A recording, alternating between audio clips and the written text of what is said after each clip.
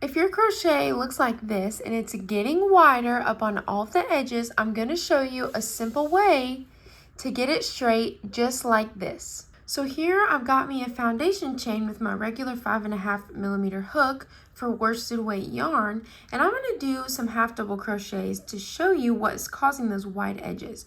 So when we go in and we do a half double crochet or even a single crochet or a double crochet into that foundation chain, the stitch that we just made is actually wider than the foundation chain. So as we keep stitching along, those edges get wider and wider, and the bottom starts to look tighter, which is what I originally showed you in our example here. So to prevent this from happening, you're actually going to go up a hook size. So I'm at a 5.5mm right now that I would usually use, but I'm going to grab a 6mm hook right here, and we're going to work our foundation chain with a hook that's one size bigger. So I'm just going to make my slip knot like normal, and I am going to chain 22.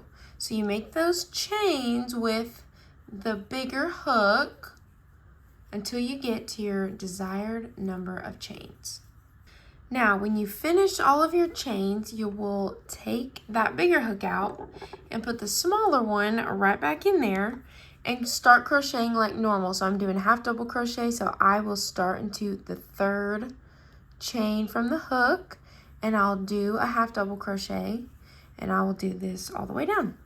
But that's basically, I'll show you an example of what it's going to start to look like, but that right there will prevent your crochet from getting wider.